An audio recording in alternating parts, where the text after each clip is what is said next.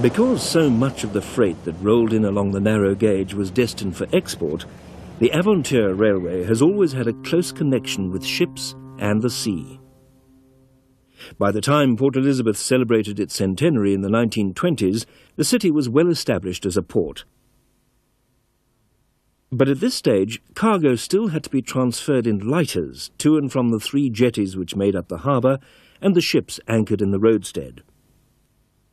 But after the artificial harbour was created in 1931, ships could dock directly alongside, and among the improvements made was the construction of underground pre-cooling sheds.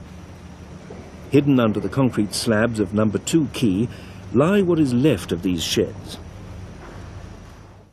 Access was via a dual-gauge track leading down to the cavernous chambers where the fruit was pre-cooled prior to being loaded on board ship. In 1975, the entire plant was destroyed by fire.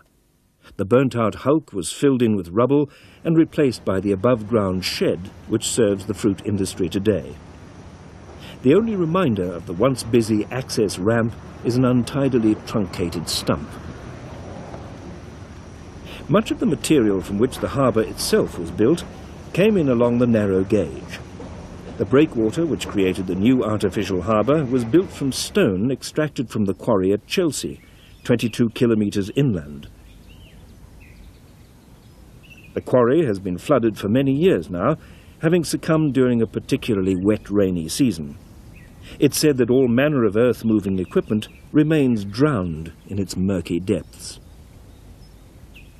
Chelsea was also the junction for the line to the Eastern Province Cement Company. Although listed as a private siding, this was really a branch line in its own right, stretching for 19 kilometres to the cement factory in the industrial district of Port Elizabeth.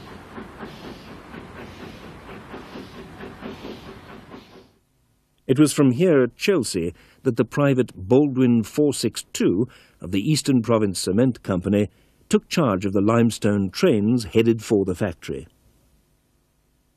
The limestone originally came from Potensi, but after the quarry there was worked out in 1934, a new one was established about 11 kilometres north of Lurie and linked to the station by an aerial cableway.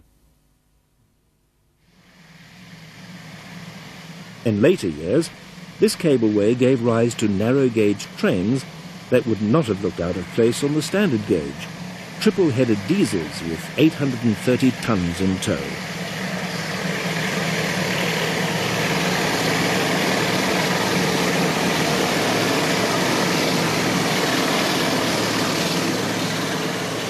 The Class 91 diesel electrics were first introduced in 1973. They are of a standard General Electric design for 2-foot 6-inch gauge, with specially adapted bogies for running on rails just 2 feet apart.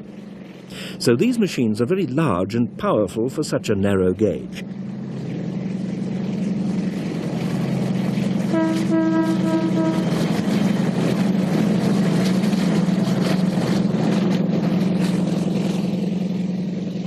Sadly, this limestone traffic has recently been lost, as the quarry has been closed for environmental reasons.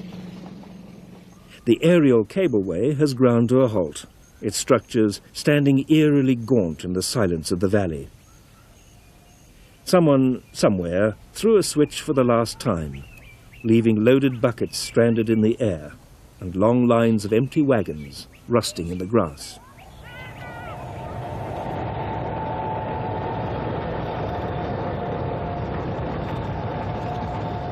Over the years, countless narrow-gauge trains carrying goods of every description have rolled down the trestle and snaked into Port Elizabeth Harbour.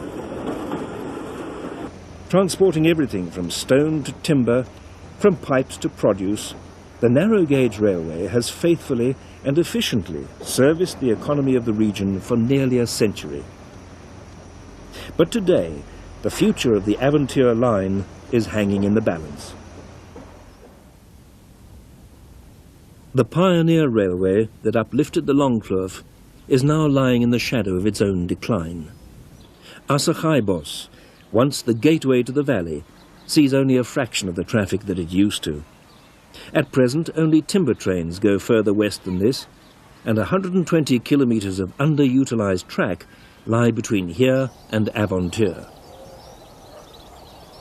For the time being at least, the once bustling terminus of the line has been left to the whims of nature, its only inhabitants a few derelict wagons and a colony of starlings.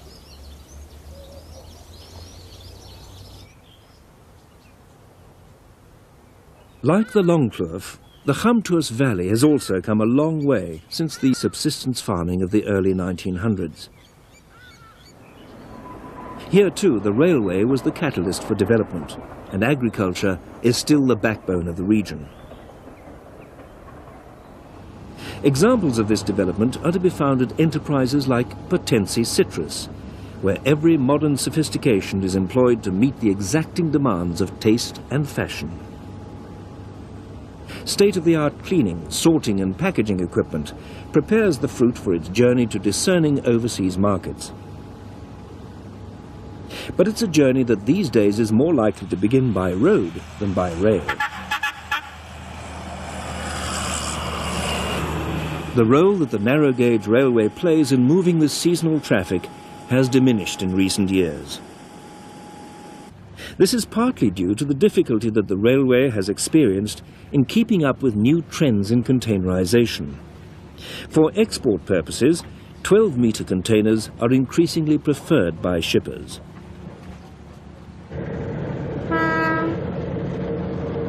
While 6-metre containers have been easily accommodated on the Avontuur Line, the longer versions have proven more difficult.